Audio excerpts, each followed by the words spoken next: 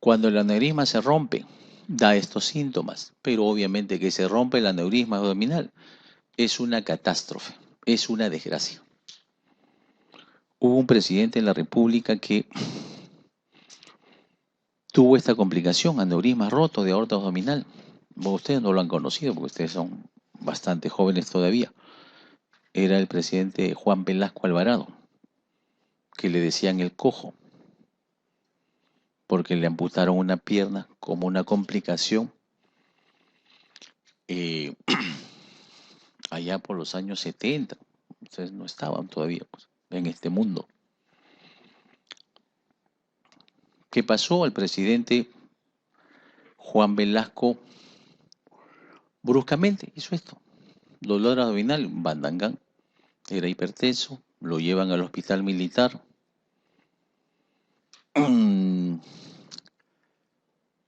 Lo operan, hacen una laparotomía y era un aneurisma roto. Transfundieron como 30 paquetes. Llamaron al doctor Marino Molina. No sé si estará vivo, pero el maestro lo vi hace algunos años. Pero algunos de los hospitales de salud es Marino Molina, en honor a uno de los pioneros de la cirugía cardiovascular. Marino Molina por esos tiempos era el cirujano cardiovascular más pintado y mentado. Lo buscaron todas las Fuerzas Armadas. ¿Dónde está Marino Molina? Está el cogote. Al presidente está ahí, agónico. Hicieron a la heroica, pues, porque esto es una catástrofe. Y pues pusieron un tubo de Dacron, politrafundido, hizo coagulopatía. Al final repararon, cerraron todo, no se percataron de que toda la sangre vertida en cavidad abdominal se habían formado trombos, coágulos. Un trombo se había quedado en una arteria femoral. Al día siguiente se percatan que una pierna estaba gangrenada. Y lo tuvieron que amputar. Por eso le decían el cojo, porque usaba una prótesis. Obviamente, Velasco mandó a la cárcel a todos los que habían operado por la amputación. Marino Molina acabó pues preso unos días nomás, menos mal.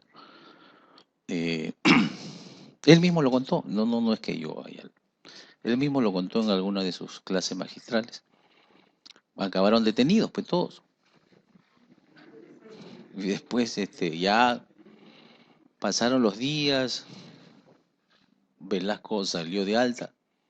Ya le explicaron pues lo que había pasado. Mire, es esto, usted está vivo acá, de puro milagro. Lo entendió y ya los liberó, pues. Bueno, los liberó. Y sobre ese evento no se sabe mucho porque hay unas leyendas urbanas que a Velasco le dispararon, que tenía unos conflictos de faldas con la esposa de un otro general, y se creyeron muchas leyendas de que a él lo habían baleado y por eso que había perdido la pierna, pero lo que le pasó a él fue un aneurisma abdominal roto, nada más. Bueno, vale la anécdota. Y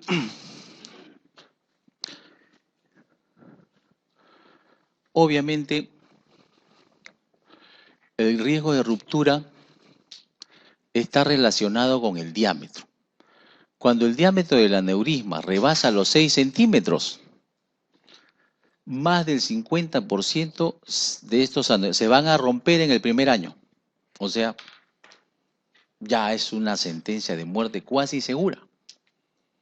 Por consiguiente, no hay que esperar pues que llegue a esta instancia. Por eso que dicen las normas o las guías. Si el paciente tiene un aneurisma abdominal y si está cursando con síntomas, dolor abdominal, y está por romper, usted no va a esperar, pues tiene que operarlo urgentemente.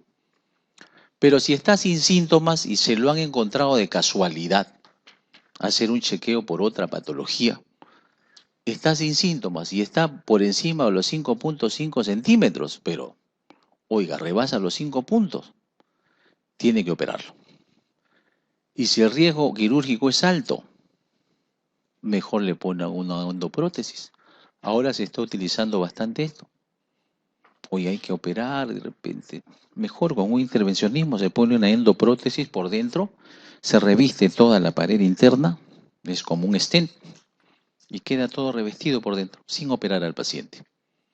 Pero el punto de corte es 5.5 centímetros. Si hay alto riesgo para la operación, se lo coloca una endo. Pero si el paciente tiene un riesgo quirúrgico bajo, se le coloca una prótesis, pues, en una cirugía electiva.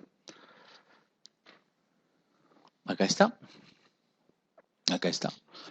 Estos pantalones se solían colocar en actos quirúrgicos. Pero ahora se colocan solo con intervencionismo. Arteria femoral y por ahí el cardiólogo intervencionista coloca y expande el dispositivo protésico y ya no se opera el paciente. ¿Por qué? Porque la mortalidad, si usted va a operar un aneurisma roto, es 10 veces mayor respecto que si usted hace un procedimiento electivo. Pero mientras lleva usted al paciente al acto quirúrgico o a la colocación de la endoprótesis, según sea el caso, colocar endoprótesis o llevarlo a la cirugía, usted lo tiene que manejar con beta bloqueantes. O sea, le pone inotropos negativos para que la contracción ventricular no sea tan enérgica y el volumen sistólico no sea vertido a la aorta con demasiada energía y fuerza. Se le da inotropos negativos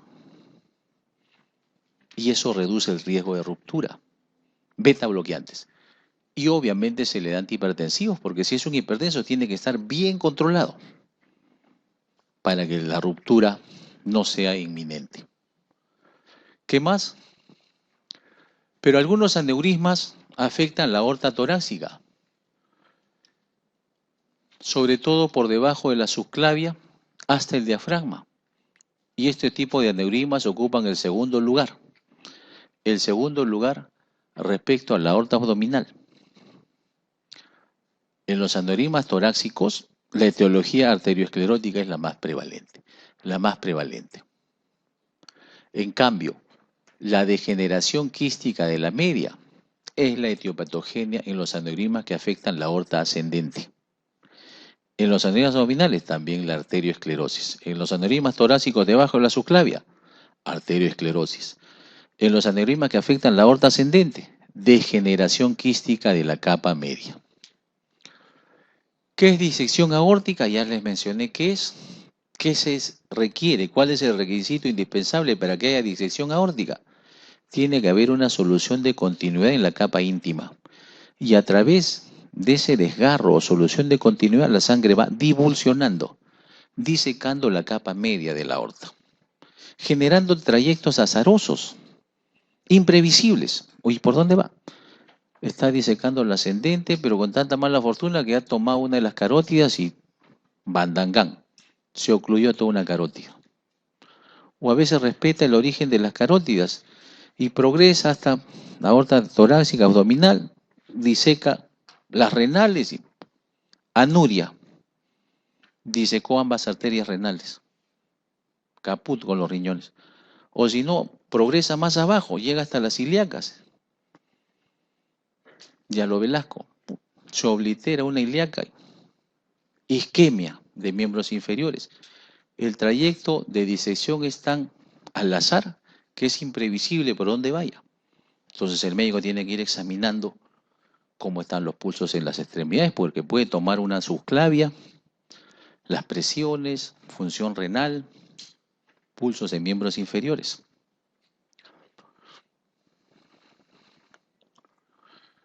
¿Qué más dijimos? Que había un lumen verdadero y había un lumen falso. Que había un lumen verdadero y un lumen falso. ¿Qué más? Que las disecciones suelen acontecer espontáneamente y tiene que haber este sustrato. Generalmente hay este sustrato. Degeneración quística de la capa media. Por consiguiente, ¿Qué tipo de aneurismas cursan con degeneración quística de la capa media? Los de aorta ascendente. O sea, los de aorta ascendente frecuentemente van a la disección.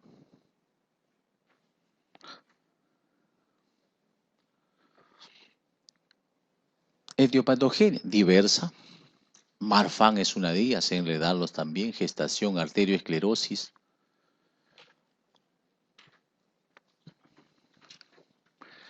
En la disección de la aorta, frecuentemente hay concomitancia de hipertensión, arterioesclerosis, dado que la hipertensión pues es por lejos más prevalente que un Marfan, que un Ehlers-Danlos, por lejos suele ser el agente etiológico más importante.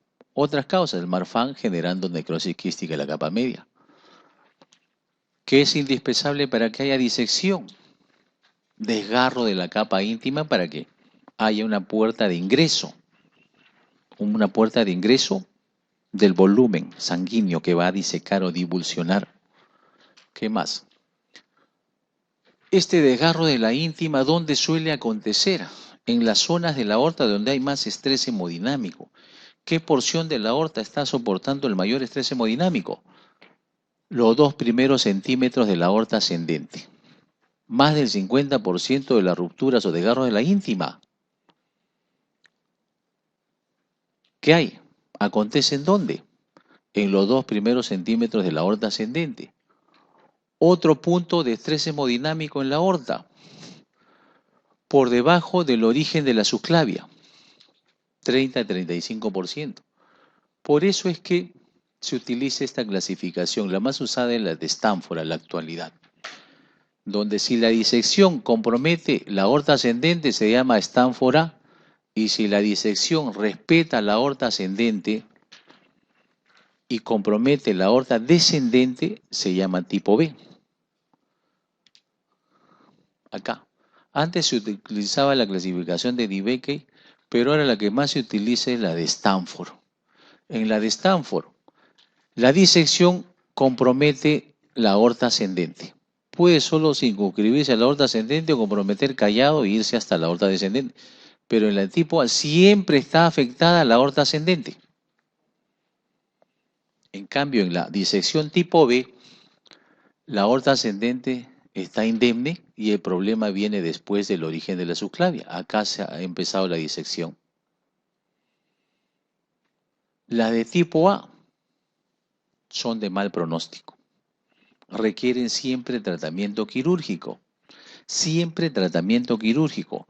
Las de tipo B no requieren tratamiento quirúrgico, solamente tratamiento médico. Tienen mejor pronóstico. Solamente tratamiento médico.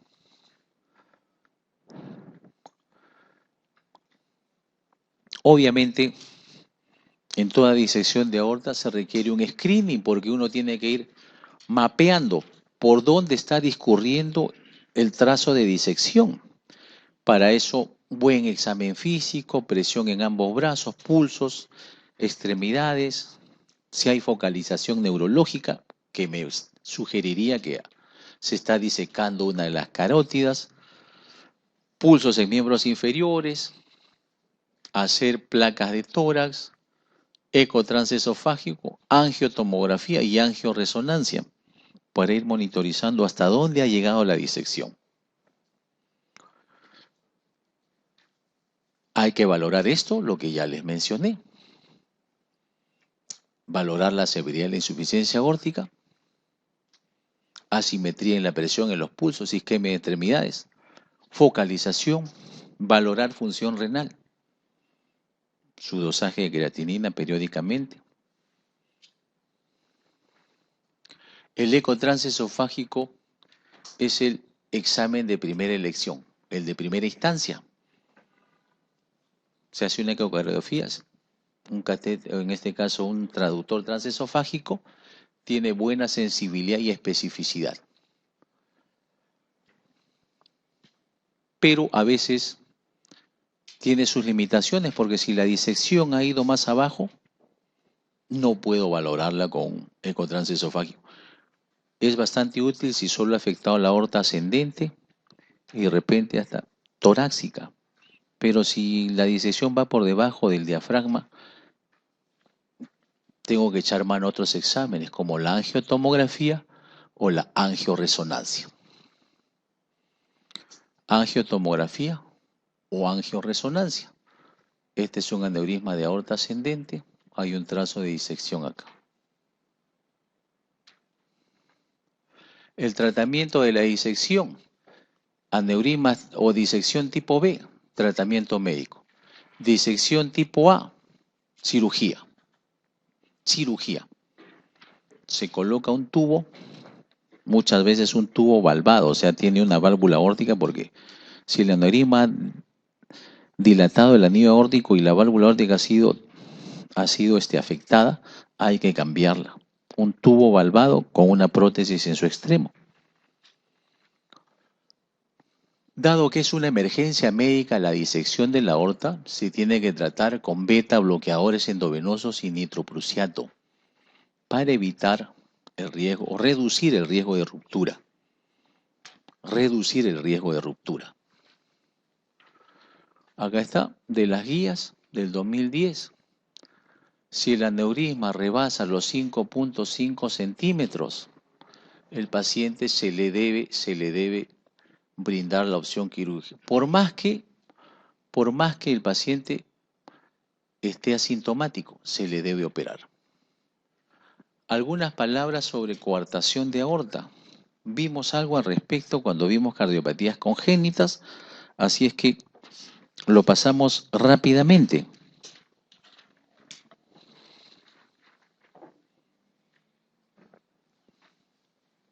Respecto a coartación de aorta, dijimos que es un pinzamiento de la aorta, es una malformación congénita que a veces está pues más allá del origen de la subclavia izquierda, en ese caso se llama coartación postductal, o a veces está antes del origen de la subclavia izquierda, en ese caso se llama coartación preductal. En los niños, la forma de presentación más prevalente es la coartación preductal. Y en los adultos, la forma más prevalente de coartación es coartación postductal, o sea, más allá del origen de la subclavia. ¿Qué más? Suele ir acompañando a otras malformaciones congénitas. Prevalece más en varones. Suele acompañar a válvula aórtica bicúspide, CIB, estenosis subaórtica, hipoplasia del ventrículo izquierdo. Esto es lo que ya les mencioné. Preductal, más frecuente en niños. Postductal, más frecuente en adultos. Más frecuente en adultos. Que a veces hay formas severas de coartación que pueden ir inclusive a la interrupción del callado aórtico, donde el callado aórtico termina acá y ya no se conecta con la aorta descendente. Y a la aorta descendente le llega pues flujo a través de la pulmonar, a través de un ductus o hipoplasia del callado aórtico. Son malformaciones congénitas complejas que son grados de severidad. La coartación es la forma de presentación leve, pero hay casos extremos en los cuales la severidad es extrema, donde hay interrupción. La aorta ascendente termina acá y a la aorta descendente, ¿cómo le llega sangre desde la pulmonar? A través de un ductus o a hipoplasia. Son grados de severidad del cuadro. Pero esto es más prevalente, más frecuente, la forma de coartación.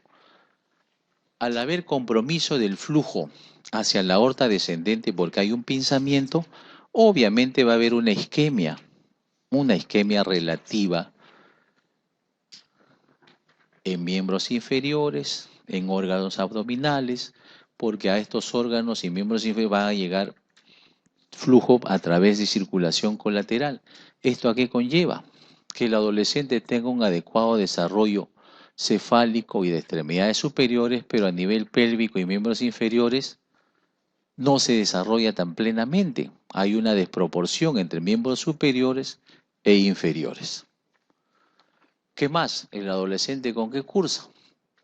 Disminución o ausencia de pulsos en miembros inferiores, hipertensión.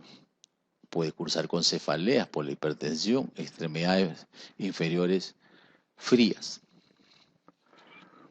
¿Qué más? En la placa de tórax, en el electrohipertrofia del ventrículo izquierdo, porque el paciente cursa con hipertensión en miembros superiores. Hipertrofia del ventrículo izquierdo. En la placa de tórax que mencionamos que había un horadamiento. Se erosiona el borde inferior de las costillas, apareciendo unas muescas costales. En el ecocardiograma valora la severidad de la coartación. Y obviamente al paciente muchas veces se le tiene que intervenir, dilatar con un balón o si no, someterlo a cirugía. Esto ya les mencioné. La coartación postductal es más frecuente en adultos. Hipertrofia del ventrículo izquierdo puede ir acompañado de bloqueo de rama derecha. Muescas en los bordes costales en el borde inferior, que es generado por las arterias intercostales que se han dilatado, llevando circulación colateral a la aorta descendente. ¿Qué más? Muchas veces hay que echar mano no solo a la eco, en este caso a la ecocardiografía, porque a veces tiene sus limitaciones, porque no valora. La ecocardiografía no es muy útil para valorar coartaciones, ya sea preductales o postductales, porque a veces no se obtiene una imagen convincente, sobre todo si la coartación es por debajo de la subclavia. Y a veces hay que echar mano pues a angiotomografías o a angioresonancias. Vean, la circulación colateral y estas intercostales tortuosas y dilatadas son las que generan estas erosiones en los bordes costales. Para confirmar el diagnóstico, en este caso, una angiotomografía, coartación de la aorta más allá del origen de la subclavia. El tratamiento, uno puede optar por un cateterismo intervencionista en el cual durante el intervencionismo se dilata con un balón la zona de coartación, o en su defecto,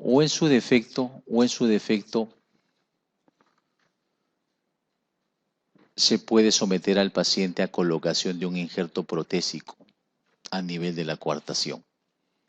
La sobrevida a largo plazo suele ser buena, suele ser aceptable.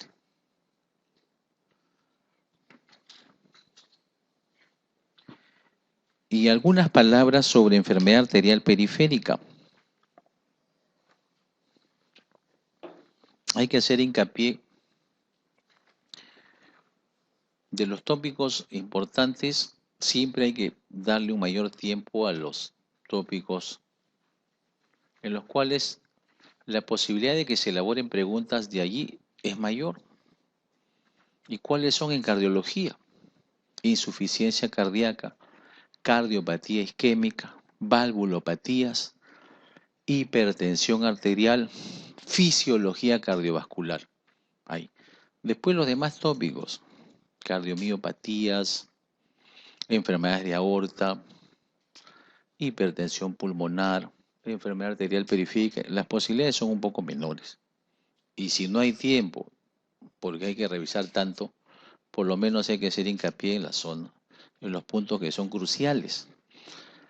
Porque también nos sirve pues para nuestra vida profesional futura. Es mejor que usted sepa muy bien hipertensión, le va a ayudar en su práctica cotidiana. A que usted se empape de coartación de aorta y ¿cuántas coartaciones va a haber en su vida? Ni una. No le va a servir ni para el residentado de repente, y menos para su práctica cotidiana. Entonces, sepan la cuestión de 2 o 3 cositas del tópico de coartación y listo. Nada más. No tiene por qué explayarse en el tópico este. Algo así pasa con enfermedad arterial periférica y patología venosa. No hay que explayarse en el tópico. ¿Qué se sabe respecto a enfermedad arterial periférica? ¿Qué se sabe? Que básicamente La enfermedad arterial periférica deviene pues de la arteriosclerosis. Deviene de la arteriosclerosis, o sea, comparte con la cardiopatía isquémica el mismo sustrato etiopatogénico, placas ateromatosas que están obturando las arterias de miembros inferiores. Por consiguiente, tienen los mismos factores de riesgo. Es más, un paciente que tiene enfermedad arterial periférica se asume que tiene cardiopatía isquémica, o sea, es un equivalente anginoso. Se le documenta que tiene obstrucción en arterias de miembros inferiores.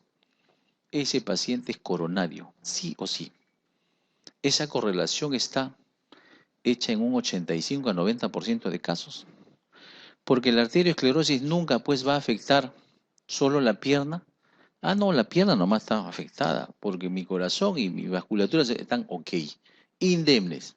No, la arteriosclerosis es sistémica. Si acá está picado usted, igual está en todo lado. Sino por cuestiones pues del azar, más que todo, las manifestaciones han empezado ahí, como que pudieron haber empezado en vasculatura coronaria o cerebral con un stroke isquémico. Por eso comparten los mismos factores de riesgo. Hay una clasificación 1, 2, 3 y 4. Clase 1, cuando solo hay pues frialdad, hormigueos, calambres, palidez. Clase 2, aparece claudicación. O sea, la marcha claudicante, el paciente al caminar refiere que la pantorrilla se le acalambra y le aparece un dolor urente y ya le impide continuar la caminata, se tiene que detener y al detenerse se le va atenuando, va desapareciendo la molestia. Nuevamente camina otro tramo y nuevamente le aparece. O sea, se comporta como una angina, pero de la pantorrilla, como un angor de pantorrilla. Nada más. Si esta molestia aparece al caminar más de 150 metros, 2A. Si aparece al caminar menos de 150 metros, 2B. Si aparece en reposo, ya es una clase 3. Y clase 4 cuando ya aparecen pues úlceras o gangrena. ¿Qué más deben de saber? Que la zona de todos los lechos arteriales, ¿qué territorio es el más afectado por las placas heteromatosas? Suele ser las arterias femorales. 45% de casos de enfermedad arterial periférica, el problema está en la arteria femoral, sobre todo al nivel del canal de Hunter. A nivel del canal de Hunter. Un examen auxiliar bastante práctico y accesible es el índice tobillo-brazo. El índice tobillo-brazo. ¿Cuál es el síntoma cardinal en enfermedad arterial periférica? La claudicación. En el examen físico, ¿qué es lo característico? La simetría de pulsos. En la extremidad afectada, los pulsos están ausentes o bastante atenuados respecto al lado contralateral. Se puede echar mano al Doppler arterial, para valorar la severidad de la obstrucción o si no, utilizar el índice tobillo-brazo. ¿En qué consiste esto?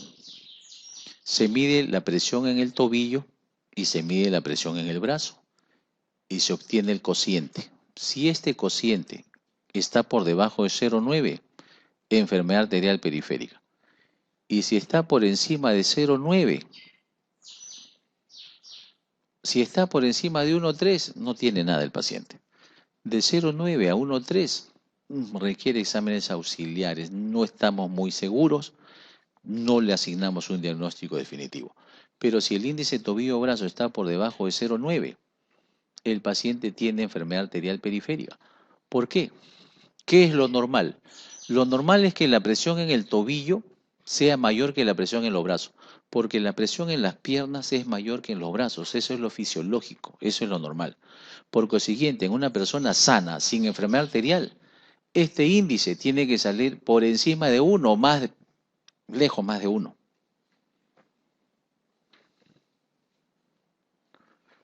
del New England, cuando se publicó originalmente. ¿Qué dice? Si el índice tobillo-brazo está por encima de 0,9, bueno, hay que asumir que está normal. Si está de 0,7 a 0,9, obstrucción arterial leve. 0,4 a 0,7, moderada. Y de 0,0 a 0,4, obstrucción severa. Obstrucción severa. Se mide la presión en los brazos y en los tobillos. ¿Qué es el síndrome de Lerich? Va a haber una obstrucción en la bifurcación aortoilíaca. O sea, compromiso en la perfusión de una de las ilíacas. ¿Qué aparece ahí en esa circunstancia? Claudicación que afecta glúteos, pantorrillas, muslos y cursa con disfunción eréctil. En cambio, cuando la obstrucción afecta la arteria femoral o poplitea, esta es la afectación o la ubicación más frecuente. Sobre todo, ¿a qué nivel? A nivel de la arteria femoral superficial, a nivel del canal de Hunter. ¿Qué da esto? Claudicación intermitente en la pantorrilla.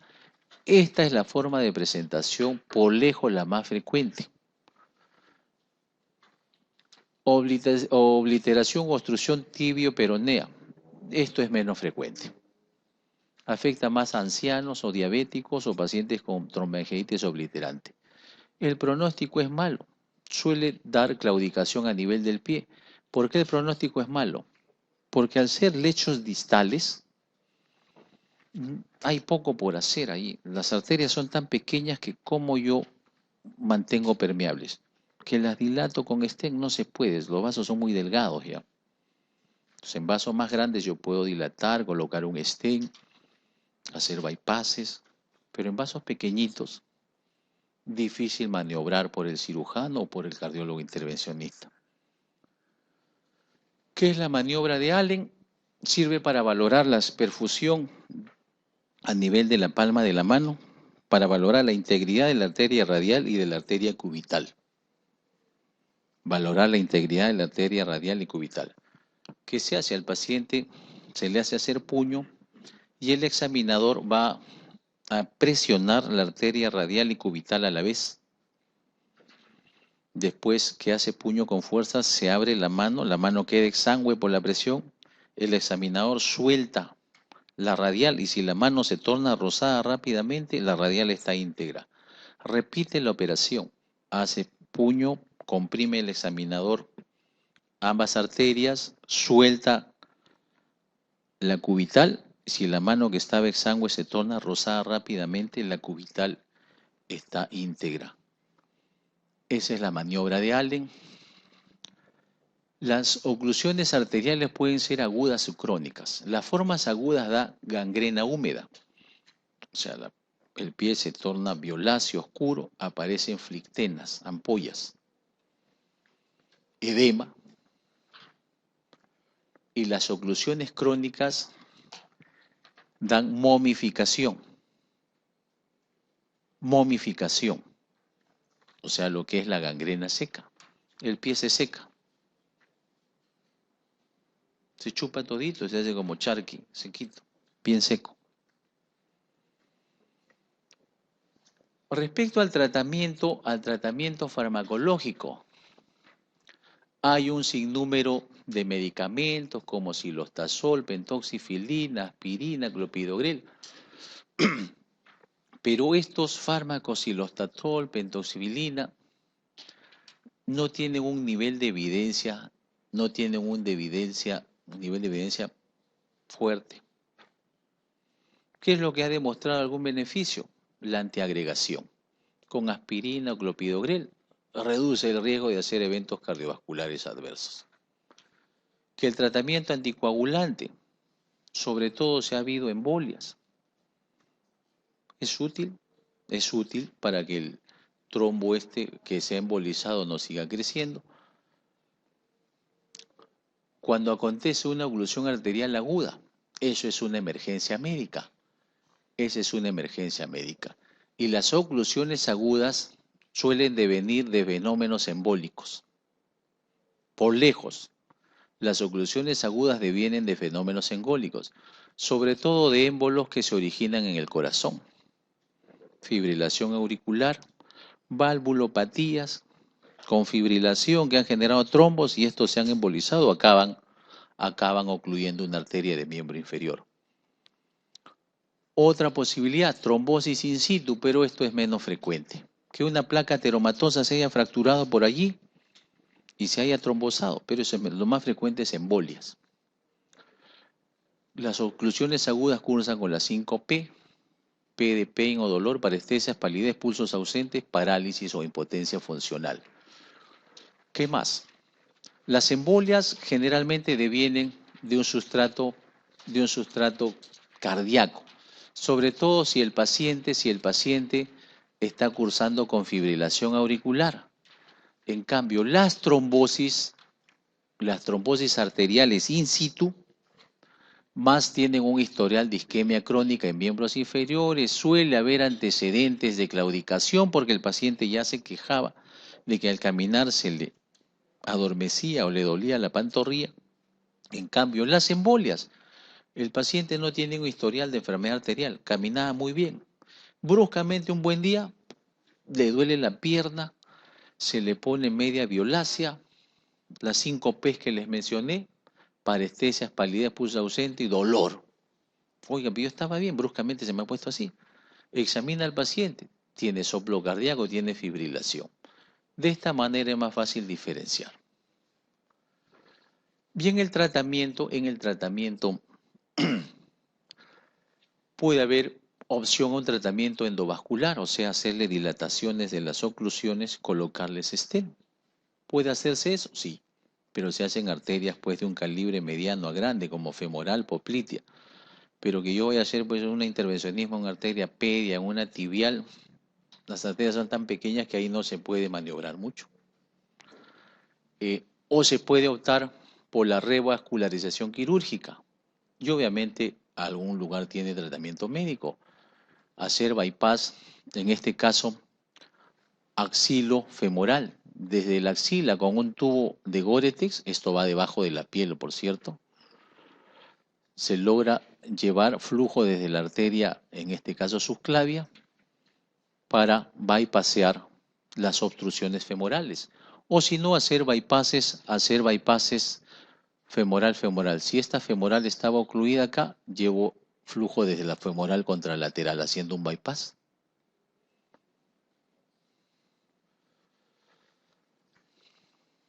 El tratamiento quirúrgico habitual cuando hay enfermedad a nivel femoropopliteo, que dijimos que es la forma de presentación más frecuente, a nivel del canal de Hunter, queda claudicación en la pantorrilla. ¿Cuál es el tratamiento ahí? El bypass. O sea, ¿qué se utiliza cuando la obstrucción es femoropoplitea? Injerto venoso. O sea, una vena safena del propio paciente se coloca, se inserta a nivel proximal, se bypassea la zona de la oclusión y hasta una zona distal a la oclusión, con una porción de vena. Eso es lo que más se utiliza cuando hay oclusión a nivel femoropopliteo. En esas oclusiones a nivel de miembros, sea femoropopliteo o obstrucciones más distales, ¿qué cirugía se hace? Injerto venoso con vena safena del propio paciente. Pero si las oclusiones son a nivel ilíaco o a nivel femoral, a veces hay que llevar a hacer este tipo de derivaciones o bypasses. Si la obstrucción es aguda, al paciente se le debe anticoagular con heparina para que el trombo no siga creciendo. ¿Qué más? Y si el paciente está yendo, pues va a ir inexorablemente a la gangrena porque hay isquemia grave, se le practica una embolectomía o si no, una tromboendarterectomía. ¿Cómo es la embolectomía? Se hace un intervencionismo. Se introduce un catéter, acá hay un trombo ocluyendo la arteria ilíaca, el catéter tiene un globito que entra colapsado, se lo avanza hasta una zona más proximal al trombo, se insufla el globito con una jeringa y después el catéter con el globito inflado se empieza a retirar. Y el globito va a ir arrastrando el trombo hasta el orificio que hemos creado en la arteria. A través de ese orificio hagamos la evacuación del trombo. Y sale el catéter con el globo inflado arrastrando el trombo. Con eso se ha liberado la zona de la oclusión. O en su defecto, se hace una cirugía, se abre la arteria y se saca todo. Tromboendarterectomía. Y ya dijimos esto, que básicamente la aspirina y clopidogrel tienen indicación. El silostazol pentoxafilina, su nivel de evidencia dijimos no era tan fuerte en este caso. Mira el nivel de evidencia 2A. Silostazol también no es un nivel de evidencia 1. 1 lo tiene la aspirina, 2A el clopidogrel. Atorvastatina tiene que ir de cajón si es hipertenso y ECA. El silostazol mejora la clase funcional, mejora la clase funcional. La dosis es 50 a 100 miligramos cada 12 horas. Es un inhibidor de fosfodiesterasa. Síndrome de robo de la subclavia. ¿Qué sucede en el robo de la subclavia? El síndrome de robo de la subclavia acontece cuando hay una obstrucción de la arteria subclavia izquierda o derecha, cualquier sea el caso. Para el esquema, la subclavia izquierda está ocluida, pero puede acontecer en el lado contralateral. La primera rama de la subclavia es la arteria vertebral en ambos lados. Las arterias vertebrales ascienden, llegan al cráneo, forman la arteria basilar y esta después va a formar el polígono de Willis. O sea, el flujo en un paciente normal, el flujo de las arterias vertebrales es ascendente, se dirige hacia el encéfalo. Pero cuando hay obstrucción de una subclavia, y obviamente este miembro izquierdo, este miembro superior izquierdo se va a quedar sin flujo, aparece una circulación colateral que deviene de la arteria vertebral. Esta arteria vertebral invierte la dirección de su flujo para tratar de mantener perfusión en el miembro superior izquierdo. ¿Esto qué va a generar? Que se le robe flujo a la basilar y al polígono de Willis. Entonces aparecen signos y síntomas de hipoperfusión cerebral, lipotimia, mareos, tías, cosas así. O sea, se comporta como una insuficiencia vértebro-basilar. Muchas veces el paciente cursa asintomático, aunque es raro que aparezca TIA o accidentes cerebrovasculares. Arteritis de Takayasu. Esta es una enfermedad inflamatoria que afecta a arterias grandes, medianas o grandes. Tiene predilección por afectar el callado. Y al afectar el callado, afecta pues las ramas que se originan del callado, que son subclavia. Por eso también se le llama síndrome del callado. Al afectar la subclavia en su origen, no va a haber pulso en las extremidades. Por eso es que se le llama también la enfermedad sin pulso. Afecta más a mujeres jóvenes, sobre todo de raza asiática, y el tratamiento se sustenta en corticoides e inmunosupresores.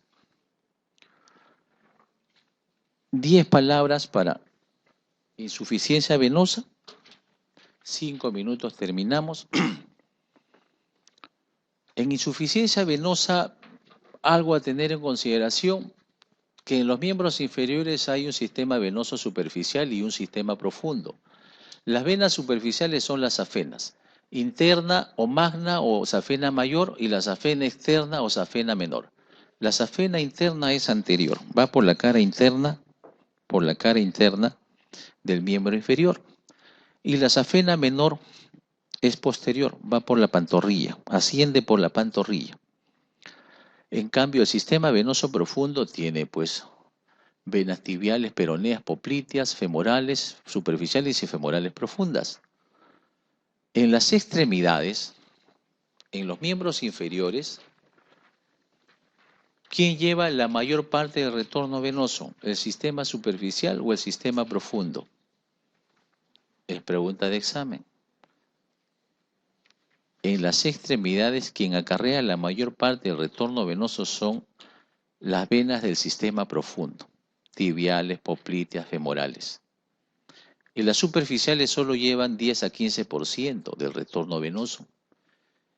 Que hay venas perforantes o comunicantes, las cuales van a direccionar el retorno venoso desde el sistema superficial, haciéndolo llegar al sistema profundo. Esa es la función de las venas comunicantes.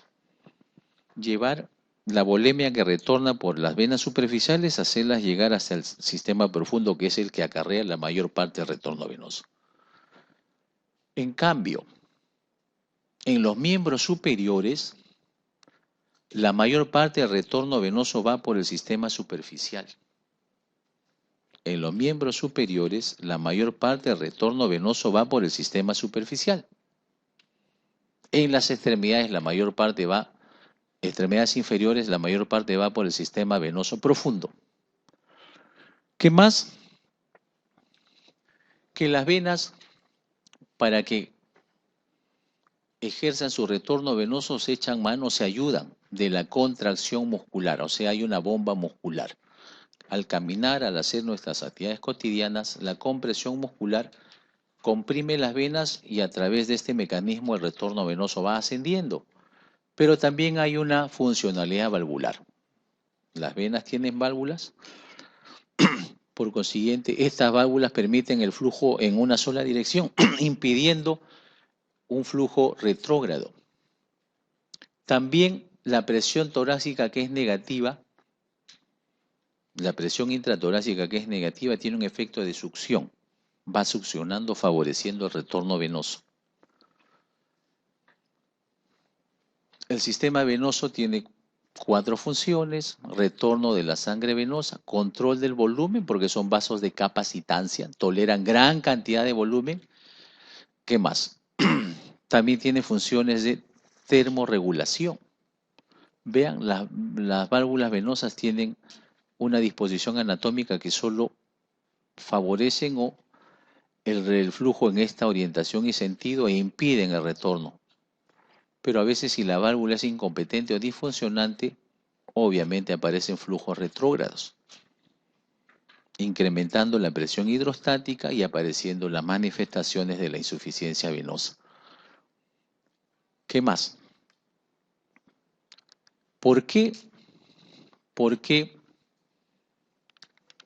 las válvulas venosas se pueden deteriorar y generar insuficiencia venosa? Puede ser por causas heredofamiliares. Hay una predisposición genética a tener varices. O puede ser por obesidad. Ortostatismo. Hay ocupaciones en las cuales es mandatorio estar de pie pues muchas horas al día. Como por ejemplo, ser profesor de TIC médica, 4 horas acá. Ser un policía que hace servicio en un banco. Un cocinero que está ahí todo el día ahí, preparando en la cocina. No hay cuando se siente. Entonces, ¿qué más? Prendas de vestir ajustadas, exposición al calor, estreñimiento, gestaciones. Obviamente, todas estas condicionantes o factores que generan éstasis venosa.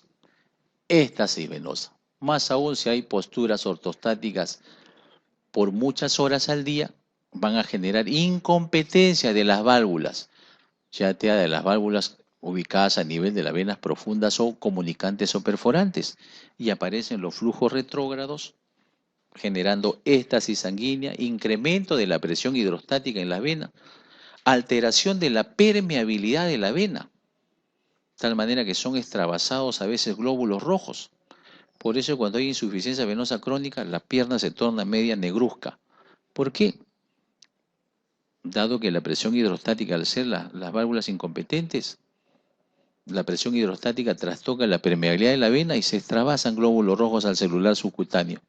El glóbulo rojo en el celular subcutáneo obviamente pues muere, los macrófagos lo destrozan, se libera la hemosiderina y la hemosiderina es lo que le da la coloración negruzca ahí en el tobillo, en la región pretibial. Es hierro de glóbulos rojos que han sido destruidos una vez que se han extravasado de las venas. ¿Qué más? Va a haber edemas, pesadez, pigmentación, la piel se torna oscura o negruzca, ya le dije por qué. Induración y pueden aparecer úlceras.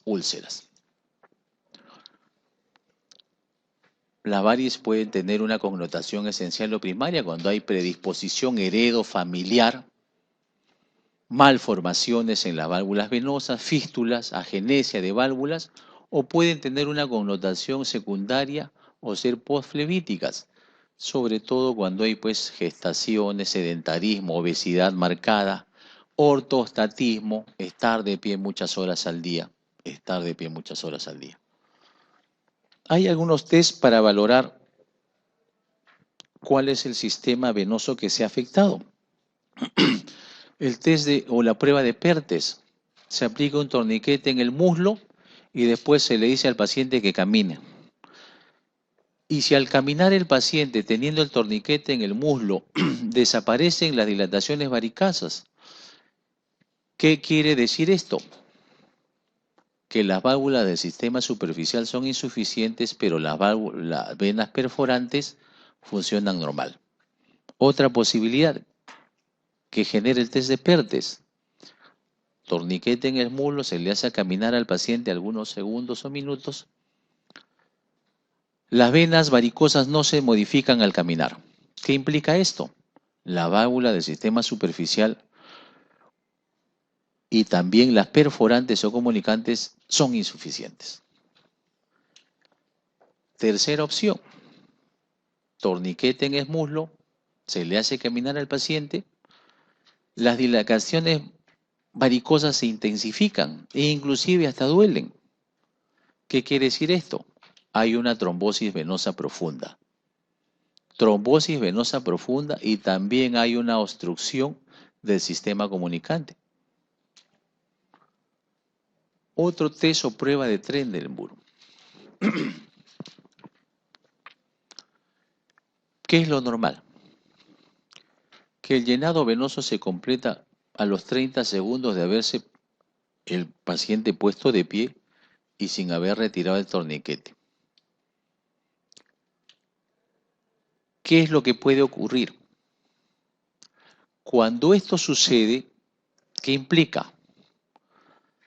Y que no hay ningún reflujo después de retirar el torniquete, se dice que el test de Trendelenburg es negativo.